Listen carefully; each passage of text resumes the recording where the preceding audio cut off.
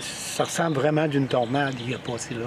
Une tempête a laissé des dégâts importants derrière elle dans plusieurs municipalités du Saguenay-Lac-Saint-Jean. Je suis présentement justement à Saint-Ambroise où on peut constater là, derrière moi plusieurs arbres déracinés, des dégâts importants. Les festivités de la Fête du Canada ont même dû être interrompues à la baie. Après un peu moins de 40 minutes de performance, le spectacle de Kevin Parent a dû cesser.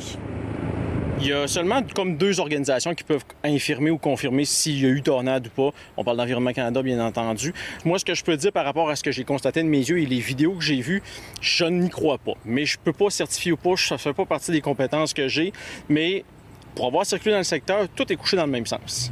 Donc, ce qui fait penser à un vent rectiligne, qui peut avoir quand même atteint du 100, 120, 130 km/h. Ça, on l'exclut pas, là. Oui. Il y a un bon bout de forêt qui est tombé, là. C'est effrayant. C'est tout des beaux arbres, des belles épinettes. Bien, j'étais dans une cabane, là, puis j'étais collée sur mon père, là, puis j'avais vraiment peur, là. Puis on a vu plein de toits s'envoler, puis plein de sacs de poubelles là, partir au vent, là. Il y avait des affaires de tout le monde qui s'envolaient. On a surveillé au niveau des inondations dans les sous-sols pour s'assurer que, au besoin, la municipalité puisse intervenir.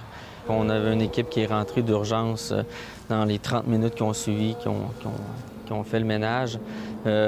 Donc, c'est sûr que là, il y a des dégâts qui sont plus au niveau des résidences privées là, sur les terrains. Là. Le terrain de baseball et la patinoire extérieure de la municipalité de Saint-Ambroise ont durement été touchés là, par cette tempête. Il y a, oui, plusieurs arbres qui ont été déracinés et du côté de l'Ascension de Notre-Seigneur, des poteaux électriques sont tombés.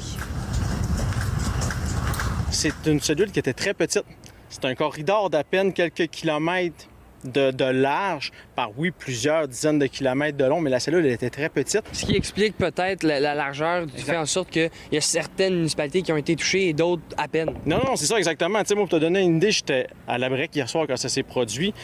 T'sais, on a eu, oui, quelques coups de vent, un petit peu de grêle, beaucoup de pluie, mais tu te déplaces du côté de Saint-Nazaire, qui est à peut-être 5 à 6 km de distance, il y a des arbres de coucher. Il y a des choses de renverser. Il y a plusieurs ménages aussi qui se sont retrouvés sans électricité lors de la soirée de mercredi en raison là, de l'orage. Jeudi matin, la municipalité de Péribonka avait encore 541 adresses sans électricité. À Saint-Ambroise, Étienne Ouellette pour Nouveau Info.